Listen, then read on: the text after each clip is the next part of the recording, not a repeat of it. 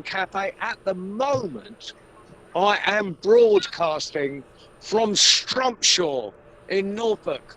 Well, we're preparing for the Strumpshaw Tree Fair, which is over the weekend. If you're in Norfolk over the weekend, pop up to the Steam Museum, come to the fair. But that's obviously not why we're here tonight. We're here tonight to listen to Bubba C. The amazing Bubba C. But I have to show you these wagons before I go. That's a beautiful, you can see behind me, beautiful bow top. Go. Another wagon there. But right now, I'm handing over to Bubba C. Bubba C, it's all yours. Take it away. Asante Sana. Thank you very much, John Rowe. And at Hello. the end of the program, can you remind people the worldwide story round on Sunday? Now I'll shut up and let you tell a story or two. All right. Thanks a lot. Hey, David, I may have to call on you to help me remember to talk about Sunday. All right. Hujambo, which is a Swahili greeting for Swahili greeting. Basically, it means hello. And I'm glad to see my Rafiki, which means friends. And I know we have other people about to tune in, so we'll give them just a moment, and then I will start doing what I do. But while we're waiting for some of the others to tune in, I have to confess, I'm still celebrating my birthday. This weekend, we had a function called Watermelon DC / Baba C's birthday celebration. Because of the weather, we thought we were going to have to cancel, but what we wind up doing is we did a shorter version Saturday and Sunday. And I was acting like Mr. Microphone. When the mics weren't working or they needed someone to do the refrains, I was doing it. I'm not going to say I had a good time, but Monday and Tuesday I had no voice. But it was a lot of fun. Okay. I guess I'll start and they'll tune in when they tune in. Baba C. Yes, sir. You see my name? Yes, I'm sir. only 6 years old, okay? Only 6. When I'm listening to you, I'm only 6. That's a compliment. Thank you, sir. Okay. So, my first story. Well, you know, there's a saying that everything we tell may not be true, and it may not be true everything we tell. For we don't tell you everything we know, partly because we don't know everything we tell. And while you're dealing with that, I want to do a version of how all the stories belonged to Anansi.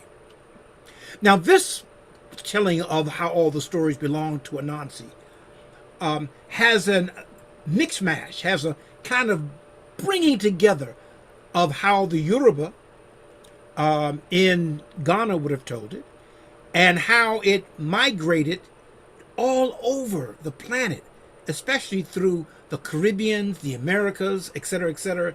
And I had to put a little Baba C twist on it as well. Now, once upon a time, it's not how I will start this story, nor will I do my standard long time ago.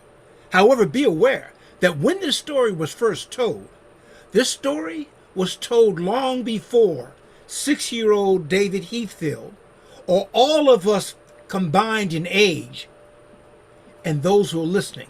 It's an old story. You see, long time ago, people basically, they worked. If they weren't working, they were resting to get ready to go working again. So that's what people did. They worked and worked and worked and worked and worked and worked and rested and worked and worked and worked and worked and worked and rested. And every now and then, when it fit his whim, Inyame, the sky god, would descend from the heavens, come down to the earth, sit under a baobab tree, open his chest of stories, and share stories with the people. And then when he was in the mood, he would collect all of his stories, put them back in the chest, and go back up to the heavens. Now Anansi, who was often called trickster, who was also teacher, he thought about this. He thought and thought, and he said, that's not fair. We should have more stories. I will go and get the stories from Inyame. So he spun himself a web all the way to heaven, heaven, heaven, all the way to heaven. Bah. Now you don't have to unmute, but you can do that with me. All the way to heaven, heaven, heaven, all the way to heaven. Bah. All the way People to are saying heaven. heaven, No, heaven. no, no, no. No heaven, heaven. Say heaven, Hebon. heaven, Hebon. heaven. Hebon. And that's what he did, all the way to heaven. When he got to the heaven, he said, "In your may." No answer. "In your may." No answer. "In your may," I know you can hear me. "Who calls my name?" "It is I, Anansi, Kwaku Anansi." Kwaku means father. Kwaku Anansi, which is not to be fused with Kwaku, which means born on Wednesday. "It is I, Kwaku Anansi, and I have come to buy the stories from you."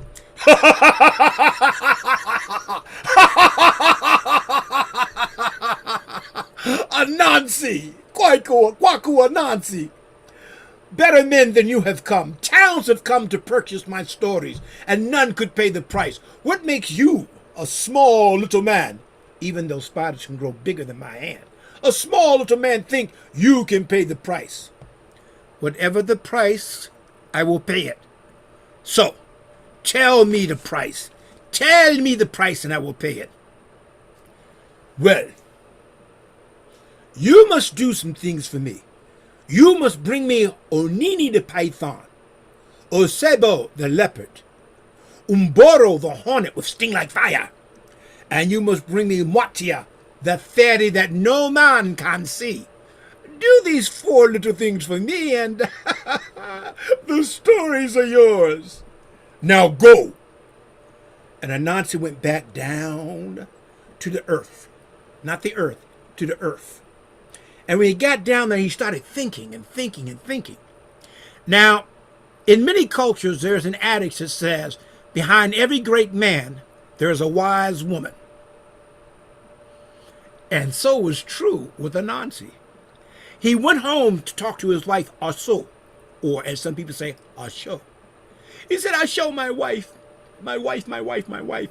I went to the heavens and told Inyame that I wanted to purchase the stories, and he gave me 4 tasks to do, but I don't know how to do them." She said, "What are the tasks?" And he told her. She says, "Well, Anansi, tomorrow, take a long branch with you and some vines. And this is what I want you to say." And she whispered in his ears. That's because I don't want you to know what's going to happen next. And he whispered in the ears. Anansi said, that makes sense. So the next day, Anansi found himself a long branch. And he found himself some vines.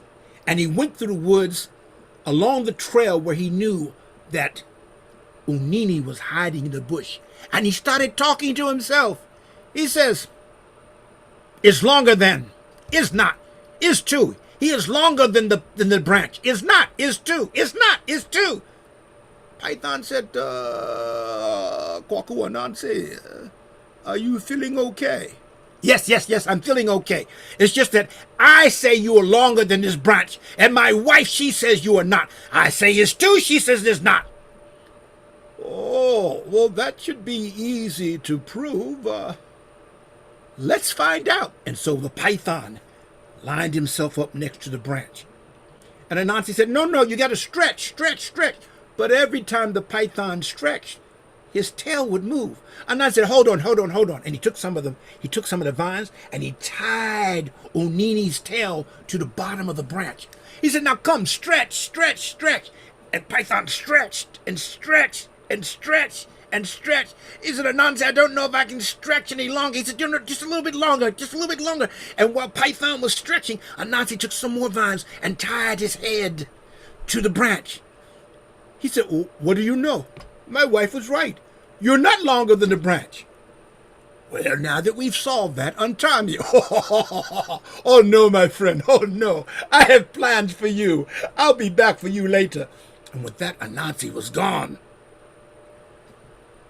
He had to ponder how he was going to get Osibo the leopard with the terrible, terrible teeth. I'm not doing that too often. I just got my voice back. And again, he talked to his wife. She said, play a game with him. Oh, what game would I play with a leopard? The binding game. Oh, yes, the binding game. My wife, what is the binding game? And she whispered in his ears. Oh, yes. So Anansi went walking, and this time he walked near the trail where Osibo the leopard often prowled and hunted. Hey, Osibo, my friend, how are you? I'm in the mood for lunch. Oh, aren't we all? You know, I was thinking, you and I have never played a game together. Why don't we play a game? What kind of game? The binding game. Oh, the binding game. The binding. Whoa. What's the binding game? He says, well, you see these vines? I'm going to throw them over the branch, and then I'm going to, we'll take turns being binded by a foot. But in my case, my foot. And we go back and forth. Oh, sounds like fun. But I'll go first. And the leopard was thinking, and then after I have my turn, I see my delicious snack. So Anansi said, okay. So he threw the vines over, and he bound Osibo by his foot. He pulled him up in the air. He tied off the vines, and he pushed them back and forth and back. Whee! Yes, this is fun. This is lots of fun. I like this game. Okay. My turn is over. Time for you. Time for me to tie you up so I can have my lunch. No. I'm going to leave you here. I have plans for you. I'll be back. So Anansi had to think, and he went back to his wife. He says, those hornets have a terrible sting. I don't want to get stung. They hurt so much. What am I to do? She said, Anansi, go get a gourd from the garden, hollow it out, fill it with water, and then get yourself a great big plantain leaf. And this is what you do. And she whispered, oh, my wife, you are so smart. What have I done to deserve you? I often wonder that myself. And so he went, and he found a hornet's nest. And he poured half the water on himself, and then he doused the nest with the rest of the water, holding the palm leaf over him. And the hornets came out. What's going on? Why are we wet? Our home, our nest is so wet. What are we to do? And I said, it was just raining. I tell you what, I just happened to have this gourd. Why don't you go inside the gourd? I'll put the palm leaf on top of it, and you'll stay dry until the rain is over. Oh, yes, we'll do this. And they began to go into the gourd. Buzzy, buzzy, buzzy, buzzy, buzz, buzz, buzz. Buzzy, buzzy, buzzy, buzzy, buzz, buzz, buzz. Buzzy, buzzy. Buzzy, buzzy, buzzy, buzzy, buzz, buzz, buzz. And they all went inside of the gourd, and Anansi stuffed the plantain leaf, which was huge, so that no rain could get in, and they could not get out. Now he had one last task. How was he going to find Matia, the fairy that no man can see? And he thought, and he thought, and he thought. And he went back to his wife and told her. She said, why don't you catch? No. This is not my task. It's the task that he gave you. You must complete the task. But I have an idea. And she whispered in his ear. He said, oh, my wife, my wonderful wife. And so he found a gum tree, and he took the sap, the resin actually, from the gum tree, and he fashioned himself a small baby boy. He had palm oil on his hands so that the gum would not stick to his arms. And he fashioned a small baby boy, and he placed the baby boy under a tree where he knew the fairies liked to pass by. And then he went and got himself a bowl, a wooden bowl, and put the bowl in the lap of the gum baby. What was that? No. I didn't say a dumb baby. I said a gum baby. You might be 6-year-old, David, but you must listen. It's a gum baby. So then he went and he got some yams. Now, in America, we call sweet potato yams, but yams come in all different colors and flavors throughout the mighty continent of Africa. And he got some delicious sweet yams, and he pounded them and pounded them and pounded them and pounded them. Or did he dollar them and dollar them and dollar them and... Never mind, that's a bad joke. Anyhow, he pounded the yams, and he made a delicious mash of yams, and he put it in the bowl and drizzled some sweet honey over the yams. And then he took a little bit of webbing and attached it to the back of the gum baby's head. No, I said gum baby. Suzanne, gum baby, not dumb baby. Gum baby. You must listen. So he attached to the back of the gum baby's head, and then he went in hiding. And whenever he pulled on the string, the gum baby's head would move. And when he released the web, the gum baby's head would go back. And then just before he hid himself, he put some yams in the hands of the gum baby. So it looked like, and around the mouth of the gum baby. And so then he waited. For even though he could not see Mwazi, he knew the fairies passed by this way quite often. And they loved to dance and sing. I'm sitting down, so I'm not going to dance. I like you, so I will not sing. But they were having fun. La la la la la la la la la la la la la la la la la. I told you I wasn't going to sing. La la la la la la la la la la la la la la la la la. And once he saw the baby boy under the tree, and she said, "Hey, you, are those yams?" And Anansi pulled on the web. "Oh, they smell so good. May I have some of your yams?" "Oh, you're a very nice boy." And she went to eat some of the yams. Now, she did not mean to eat all of them, but they were so delicious. And before she knew it, she had emptied the bowl. Her stomach was full.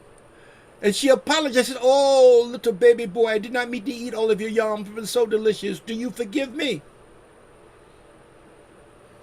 "Oh, thank you so much. They were very delicious yams. I love the yams. Thank you, thank you." But the gum baby don't say nothing. Why? David, why the gum baby don't say nothing? The gum baby's got no gum mouth.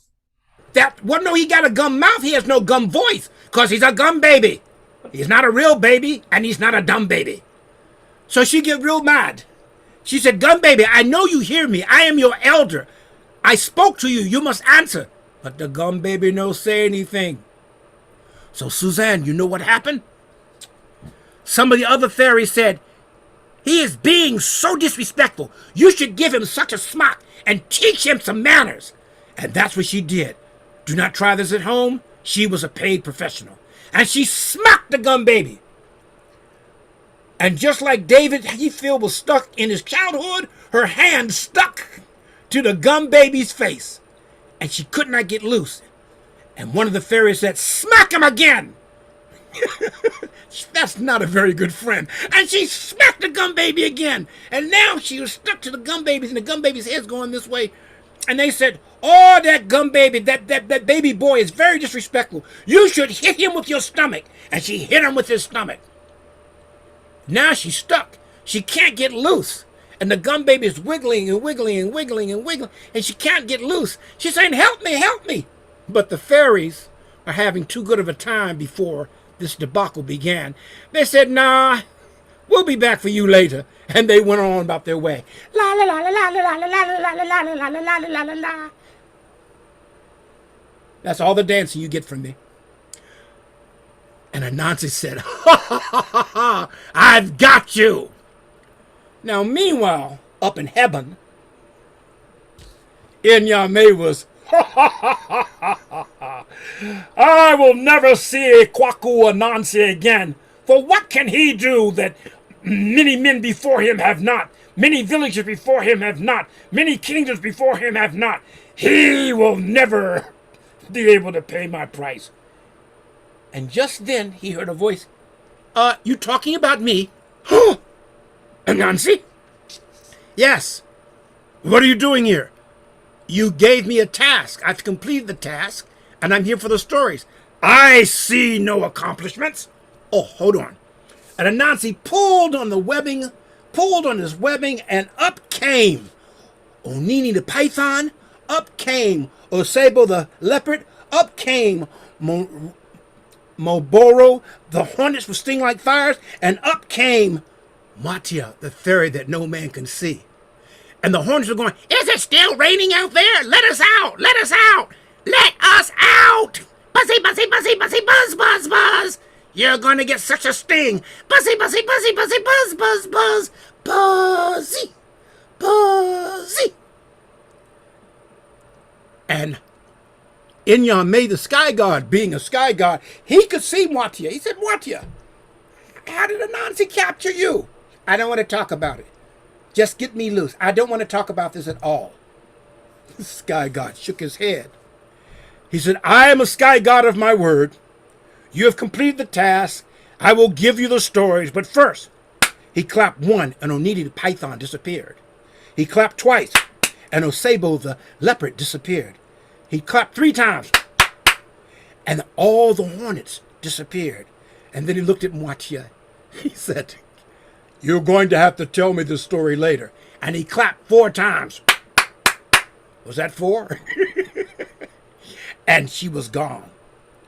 Sky God got the chest of stories and gave it to Anansi. He said, you have completed the task. I've kept my word. Now all the stories belong to you. Now go! And Anansi took his leave. He got back down to the earth, and he found the baobab tree. And he sat under the baobab tree and waited patiently. And people wondering, why is that lazy spider sitting under the baobab tree? And why is he holding Inyame's chest? And why is Baba C coughing?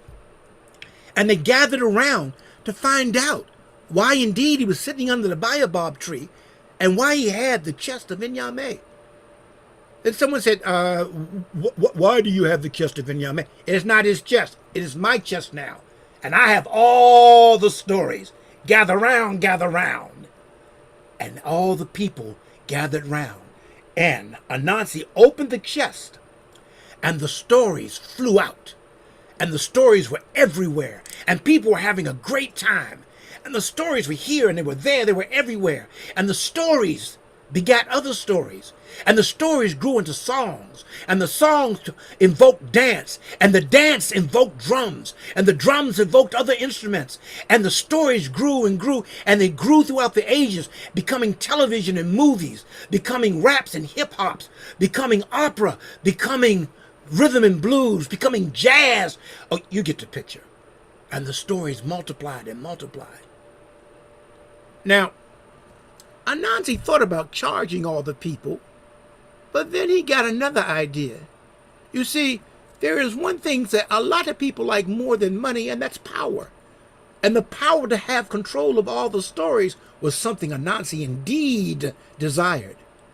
So to this day, it is rumored that all the stories belong to Anansi, and that at any moment, he can take his chest and close it, capturing all the stories once again. So enjoy your songs and dance. Enjoy your hip-hop and rap. Enjoy your concerts. Enjoy your music, your TV shows, your animations, your movies, your opera, your jazz. Because at any moment, Anansi can take all the stories back And that is how all the stories became Anansi's. Asante. Woo! I'm clapping for you guys. Thank you. I have a question, Babasi. I might have an answer. Yes. Can Anansi take our dreams? That's another story. So stay tuned for another date. I like that question, 6-year-old David Hatfield. I have a funny feeling you're going to be a storyteller when you grow up. If you grow up.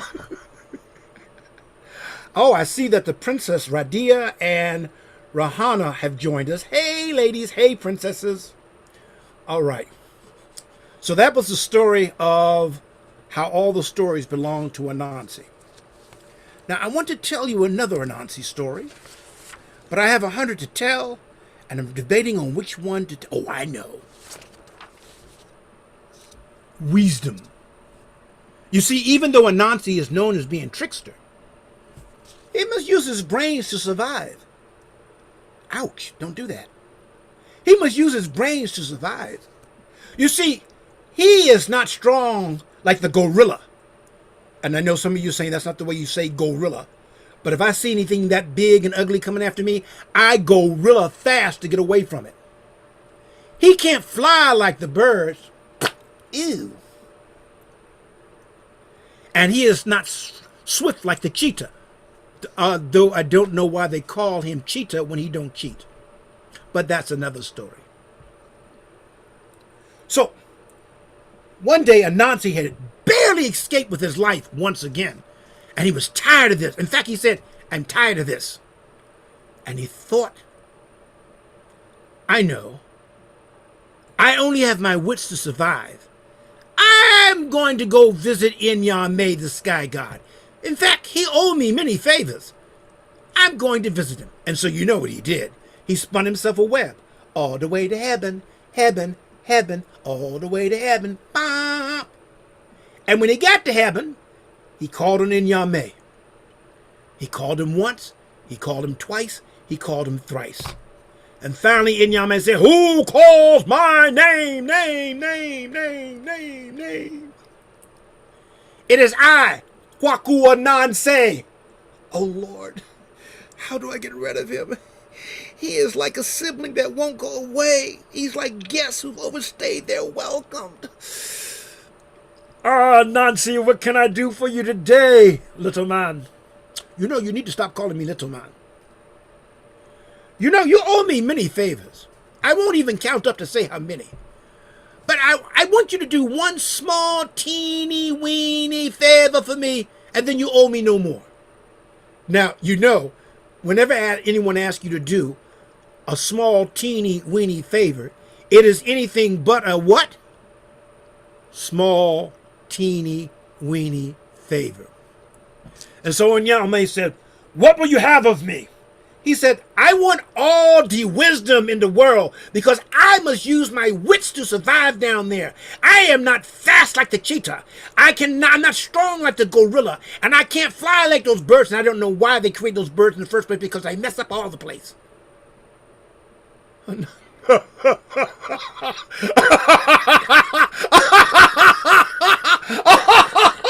Oh, you're serious? Yes, I'm serious. You think I spun a web all the way up here just to be funny? Well, Anansi, it's the way of the world. No, if you give me all the wisdom, then I don't have to outsmart anyone. Do this thing for me, and you owe me no more. You owe me no more. Okay. And so he clapped once. Everybody do that. Clap once. Thank you. Thank you. I presume that Lucy and that the princesses did. Okay. And when he clapped, a great big shakerade, bigger than this one, but it's the closest one I have, appeared to him. He said, take the shakerade back down to the earth. And wherever you see wisdom, pluck it, put it in the shakerade, and it is yours to keep. Pardon me for one moment.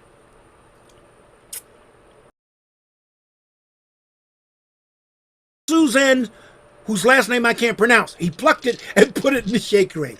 He saw Lucy. He plucked it and he put it in the Shakeret. He saw Princesses Radia and Rahana. He plucked it.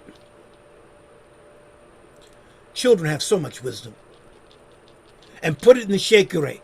Soon, he had all the wisdom in the world, and everybody else was going around saying, duh, I was going to do something, but I done forgot what it was. Now, I want to ask a question. Norman, unmute yourself.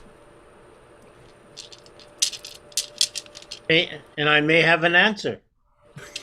Anansi had all the wisdom in the world in his Shakeret, in his gourd. Do you think he was happy? Somehow I suspect not. No, he was not. Okay, go back to mute.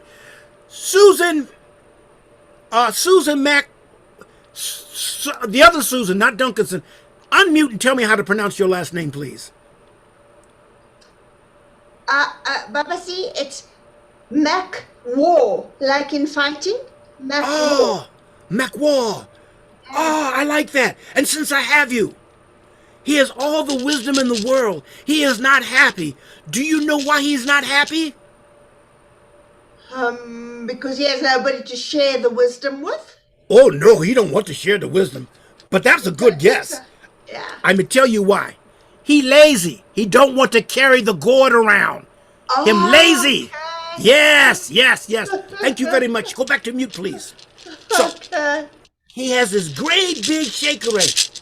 David's growing up on the screen. He had this great big Shakeret, and he did not want to carry it around. Now, him have 8 legs, and he could take turns carrying, walking, but he don't want to carry it around.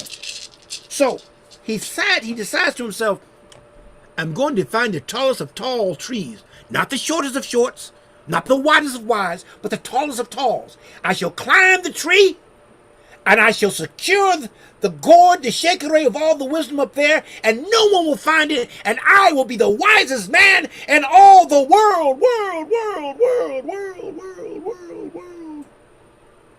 And this is what he did. He found the tallest of tall trees and he began to climb. With his bottom legs, he pushed. With his top legs, he pulled. With his bottom legs, he pushed. With his top legs, he pulled. Halfway up the tree, he lost his balance and he fell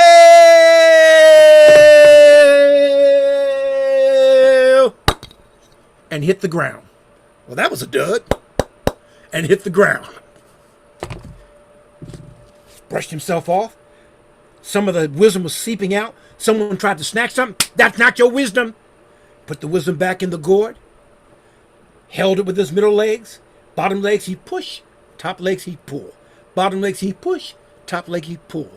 He get about halfway up. Lost his balance again. And he fell. We'll do another sound. And he hit the ground. Now, not too far from him was his son, Kwaku. Not Kwaku, Kwaku. Kwaku means born on Wednesday. And he said, Father, what are you doing? Anansi brushed himself off. He said, it's none of your business what I am doing. I'm grown. I can do what I want to do. Oh, I didn't mean that. And why are you spying on your father? Oh, no. Oh, Baba. Oh, no. I'm not spying. I'm not spying. No. It's just I saw what you were doing, and I saw you fall off the tree twice. And I thought to myself, Anansi, Kwaku Anansi is my father. He is the wisest man in the world. Surely he will think to take the vines off the ground, tie him around the Shakeret, tie the Shakeret to him back, and then use all 8 of his magnificent limbs to climb the tree. That's all I was thinking. You insolent boy. You are a child. You know nothing. I am an adult. I know all that I need to know. Go away. Stop spying on me. Go away. And his feelings hurt. Kwaku, not Kwaku. Kwaku, born on Wednesday. Kwaku Anansi went away. And Anansi said, child thinks he can tell me something. I'm grown. A child can teach me nothing. A child can tell me nothing. They can only do what I tell them to do. How am I going to climb this tree? I know. I'll take the vines off the ground, tie them around the shakere, tie the shakere to me back, and use all 8 magnificent limbs to climb the tree. Oh, I am so wise indeed. And so, this is what he did. And he climbed the tree, and he got to the top of the tallest of tall trees with all the wisdom in the world. Princess Aura and Princess Aura, can you come on so I can see your faces? Oh, maybe later. So let me see. Suzanne Duncanson. Unmute, please. Anansi's in the top of the twee. Yes, I said twee. Just because someone talks differently than you doesn't mean they don't know what you know. It just means they talk differently than you. He's in the top of the twee with all the wisdom in the world. He is the wisest man in the world, but he is not happy. Do you think you know why he's not happy? He's not happy because he always wants more and more and more and more. That sounds like Anansi. That's a good, but not exactly. But I will tell you why, okay? Thank you very much. Give yourself a round of applause for that answer. He is not happy, and I'm going to tell you why in a moment. The more he thought, the angrier he got. Baba C, check what Radia and Raihana have written in the chat. Ah, they're close. They are very, very, very close. They're very, very, very, very, very, very close. I love it. I love it. Stay tuned. He thought, and the more he thought, the angrier he got. The angrier he got, the more he thought. The more he thought, the angrier he got, until he took the shakere and twirled it around and around and around and around and threw it way up in the air, and it came down with a thunderous crash. Everybody unmute and go, crash! Crash! Crash. And when it crashed, the wisdom flew out, sprung out, leaked out, ran out. And people from near and far and near. David, what did I just say? People from where? Well, David, unmute so we can hear your melodious 6-year-old voice. Near and far and near and everywhere, including here. Oh, I like that. Don't pad your part. But anyhow, that's what they did. And they began to snatch the... You can go back to mute now, 6-year-old. And people began to snatch the wisdom. Some people got wisdom in their legs, and they became dancers. And some people became track stars. And some people became future Olympians. And some people got wisdom in their hands and became scribes, writers, and authors, and playwrights, and poets. And some people got wisdom in their minds, and they became parents and teachers. And some people get wisdom in a very strange place and became politicians. But that's another story. But some people did not come at all. And that is why even today we have people who are not wise. And Anansi very slowly descended the tree after all the wisdom had been snatched. And his son came out and said, Baba, I don't understand. You had all the wisdom in the world. Why did you, Kwaku Anansi, not Kweku, Kwaku Anansi, throw away all the wisdom? And Anansi looked at his son, Kweku. He said, Kweku, my son, I had all the wisdom in the world, but I was not wise enough to think about how to climb the tree. I had to learn it from you, a child, and everyone knows children know nothing. And if a child can tell me what to do and tell me correctly, I was not worthy of the wisdom. Now, Kweku had snatched a little bit of wisdom himself, so he was wise enough not to disagree with his father. And so Kweku Anansi and Kwaku Anansi went off into the forest and had many more adventures. But as a certain griot I know would say, but that's another story for another time. Asante.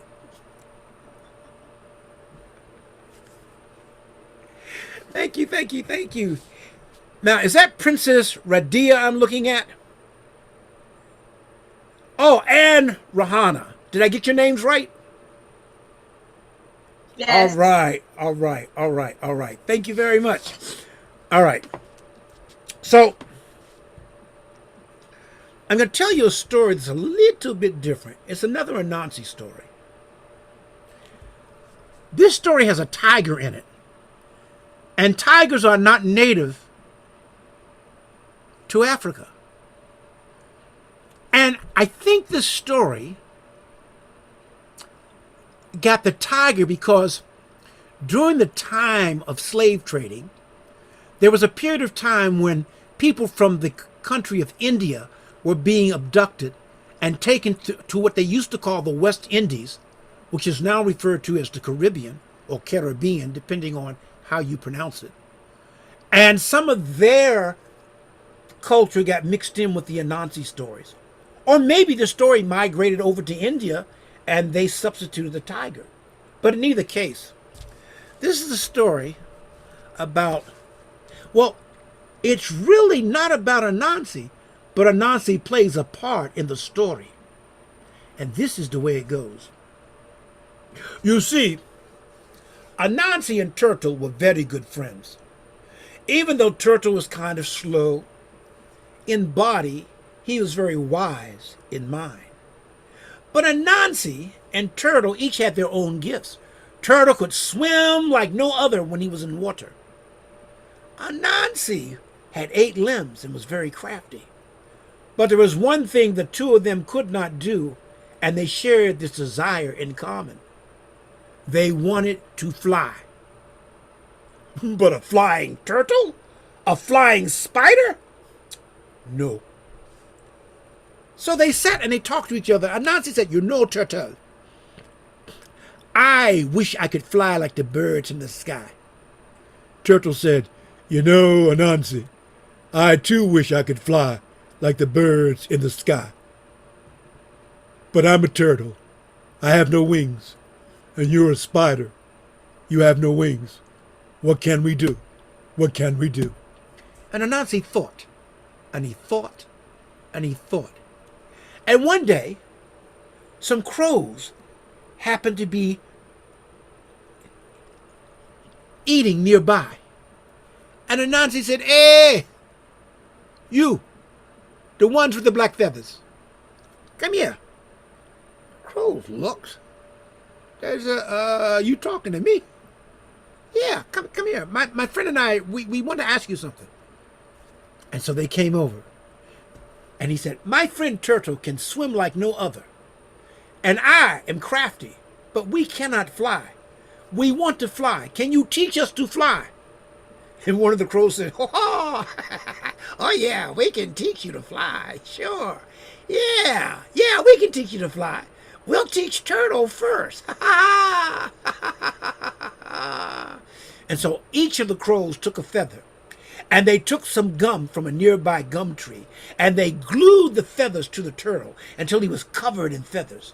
And then they lifted him up in the air, and they began to fly. And Anansi sat there waiting for his turn. He said, yes, I see.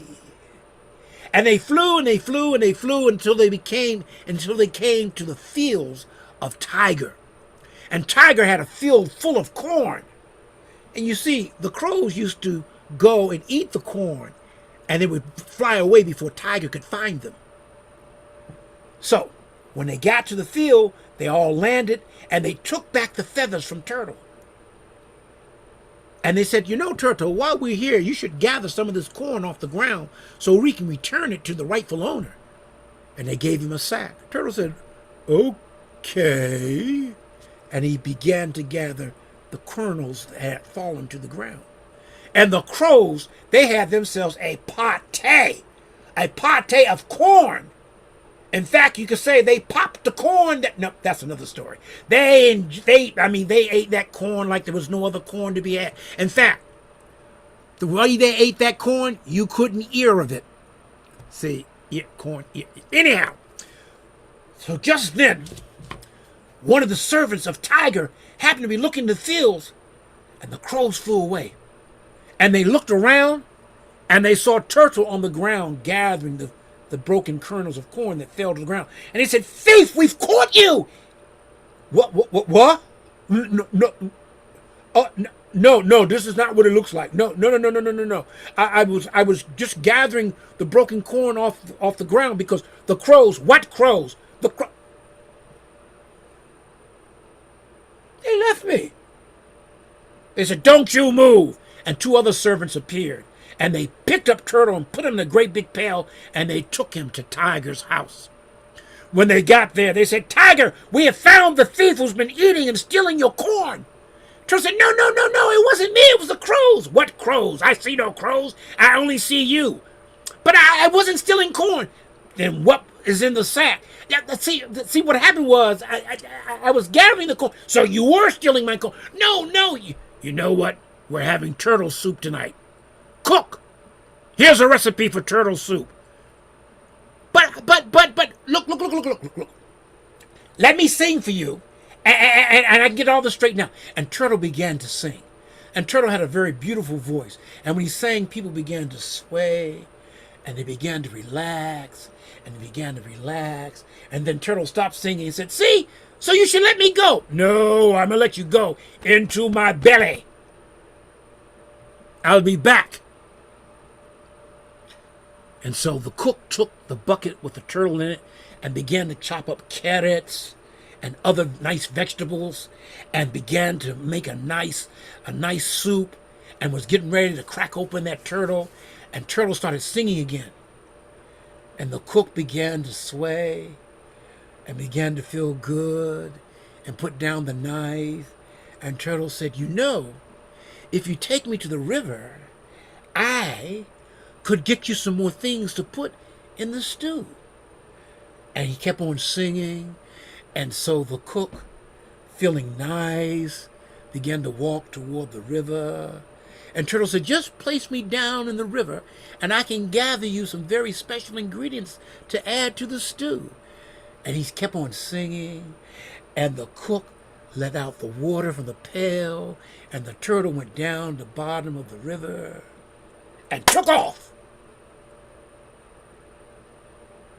That was the look on the cook's face. Cook said, "No way I'm telling Tiger what happened to his dinner. I think I'm moving now."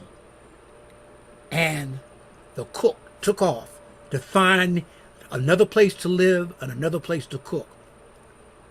Nobody wanted to tell Tiger what happened. All of his servants ran from the house because they knew if they told him what was going to happen, they would be the next dinner. Now, this is where it gets a little strange. Because in this story, they say, this is why even today, Tiger does not cook. But maybe it's not so strange, because to this day, Tiger is hunting for the people that let the turtle get away. Now, you're wondering, how is this a Nazi story? Well, you see, when Turtle started singing, he remembered something that Anansi told him. And he says, when you don't know what to do, sing. And that's exactly what he did. And he sung him way out of trouble. Asante.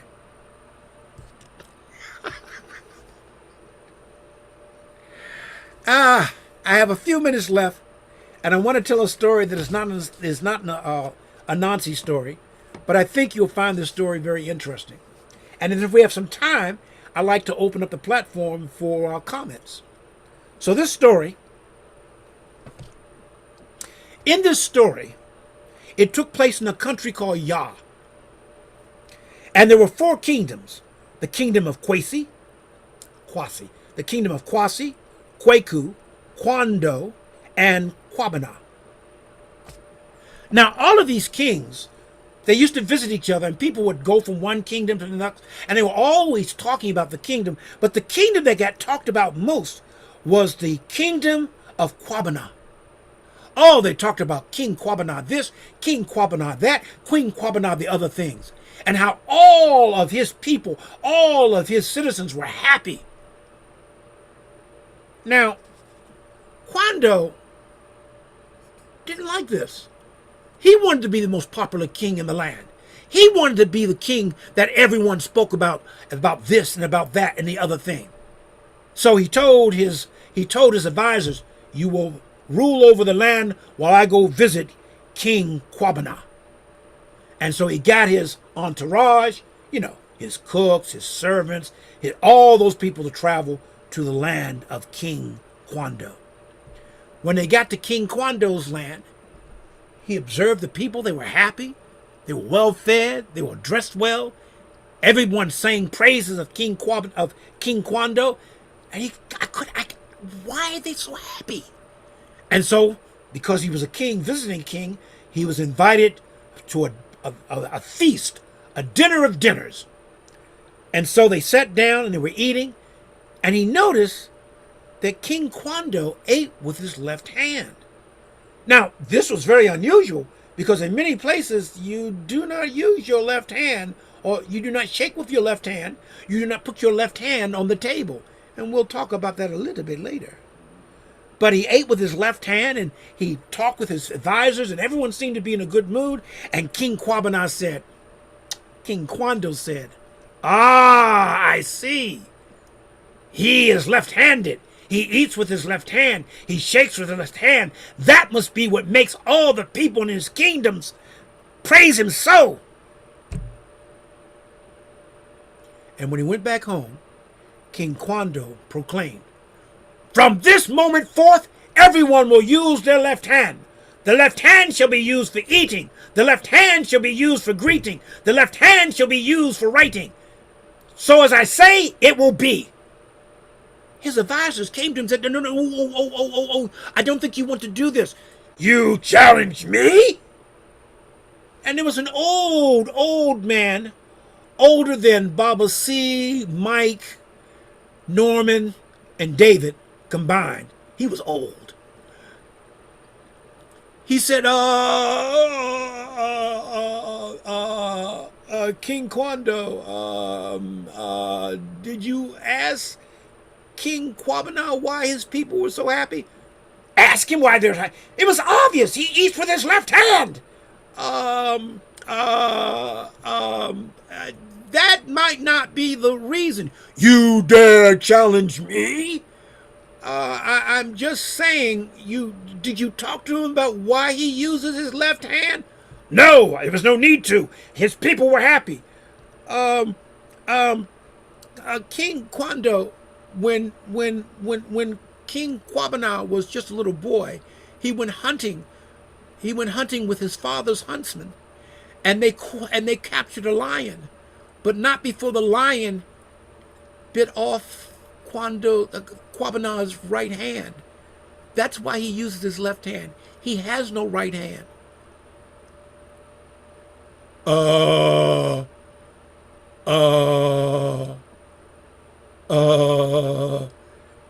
King Quando, you have asked people to use their left hand, and there are many reasons why people do not use their left hand. Sidebar. This is before toilet paper. Use your imagination. And you want people to do something that might be offensive and hurtful and harmful without understanding why. You are not wise enough to be our king. You need to be replaced before you get us all in trouble. Now, he didn't wag his finger. I'm using artistic yes. And so the advisors met and they agreed and they deposed King Quando, and they actually put the old man as the new king. And they tell me that the kingdom flourished after that, and that the new king had many adventures. But that's another story for another time. But the lesson in this story is, before you take it upon yourself to emulate, to imitate, to try to be like others, and to make other people be the way you think they should be, first you must ask yourself the question, why? Why do they do this? And then ask yourself, will doing this serve me well? And have the knowledge and the wisdom to understand. Asante. So we have a few minutes left. If people want to unmute and ask questions, I'll be more than glad to attempt to answer them.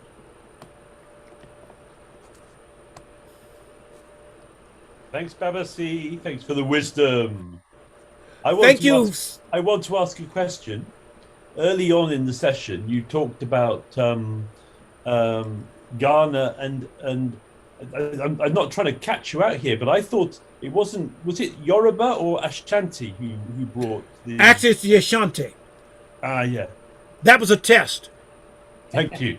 I Okay, passed. and you passed. Yay! 6 years old, and you passed. But it is the Ashanti. Look, I'm wise. You know, wise. Yes, for a 6-year-old, you're very wise. Yes, but it was the Ashanti. Any other questions? Baba C, Yes, sir. can I just ask you, did the people who were in favor of the original king sing Quando, Quando, Quando? Or not? You've been watching too many Disney pictures. There is a song that uses those words. Yes, I got that. I thought about that too. Norman. Yes. What you said about reminded me one of the things about singing the turtle, a saying that came from a children's program that I was part of called the Spiral Garden, and this was the saying: "On your path you will meet dragons. Sing to them." Ah, yes. I've known a few dragons in my lifetime, and singing did sway them. You know, someone asked in the chat, does Tiger stalk Turtle and Anansi? Tiger stalks anything that he thinks he can subdue and render unto him to his meal. Norman said, "Wisdom on how to be happy is in the gourd." Yes, yes, yes. I've got another question. Did you learn the story about the flying turtle from Radia? Actually, I know 3 versions of Flying Turtle, and when Princess Radia told the story, I was so happy, and I said, "Oh, I must tell my version," but I have another version that I will tell at another time, and we can compare notes. Radia, what did you think when Baba C was telling another version of the story about the flying turtle? Because I remember when you told your story, that was great. Yes. Excuse me, I'm laughing because Mike said, "Thank you for not singing." I can only sing 12 days out the year. Radia. Yes. It was interesting. Interesting is a great word. No, Baba, I know another story called of the singing turtle. For an animal that doesn't sing much when they're around me, there's a lot of stories about them. But it's a singing turtle in which a man finds a singing turtle, and he thinks he can make lots of money by exhibiting it to people. And guess what happens when he puts the turtle in front of people and won't sing? That reminds me of the singing fish. Very quickly, there was a man who found a singing fish, and the fish could sing the songs of songs, and even angels would stop and listen to this turtle sing. And he thought, "I can make a lot of money off of this." And he got himself a manager, a publicist, and all this, and they put up posters everywhere. And they opened, and the opening night, they had the fish in a bowl, and they opened up the curtain, and the fish, first it didn't sing, and then it sang off key. It was terrible. So then they said, we got to correct this. We got to correct this. We got to correct this.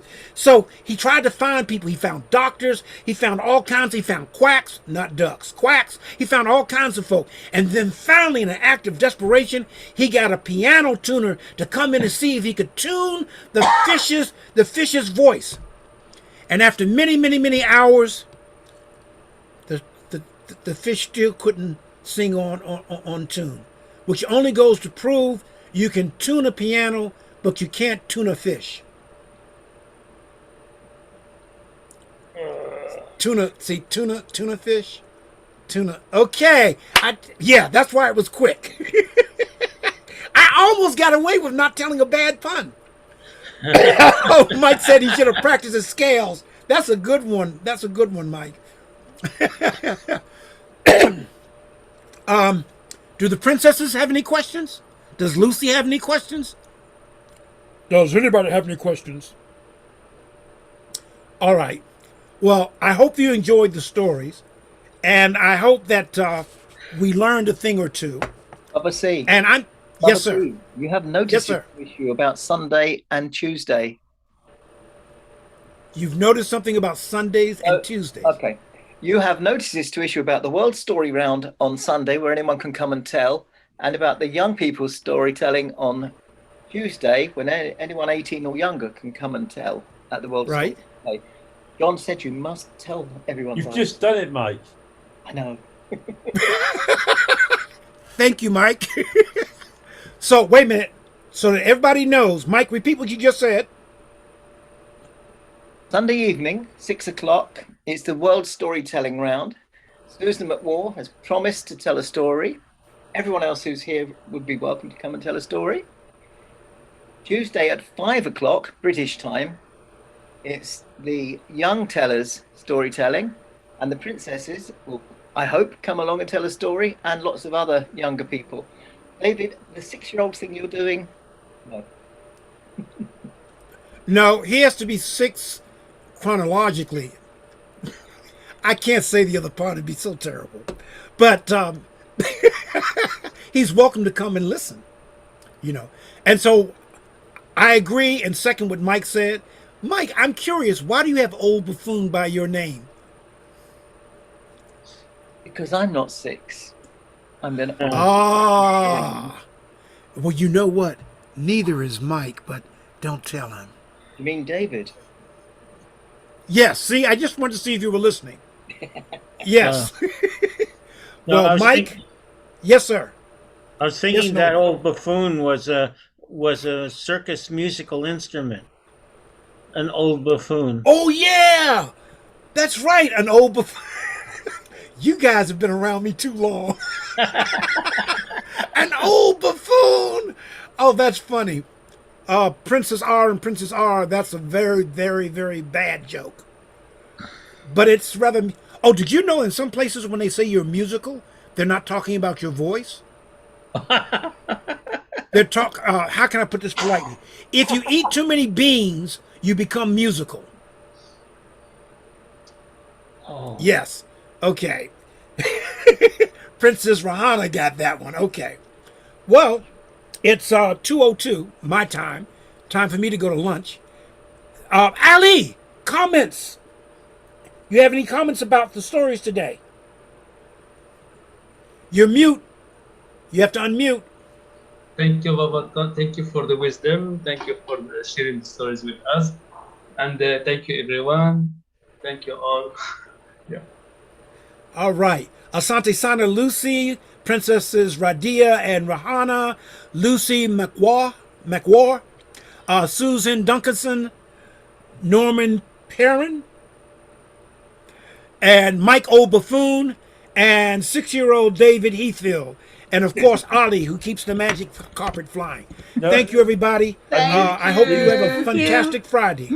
Thanks, Thank Betsy. you. That was wonderful. Bye-bye. Thank you. so And I'm much. still celebrating my birthday. Hey, Yeah. happy birthday. Oh, Yeah. watermelon, eh? Yes, I'm still celebrating. In fact, this Okay. weekend turned into a 2-day celebration. So anyhow, I'm still celebrating. When I see you next, I'll still be celebrating. Everybody, Good. enjoy the day. Thank you. Thank you. Thank you, Baba Thank C. Bye. Bye-bye. Until the Thank next you. time. That was great. Really See wonderful. Thank you. Bye. Asante Sana. Sikitu. Bye. Santi Sana. I'll talk to you later, David. Thank you, Ali. See out. Thank you. Yeah.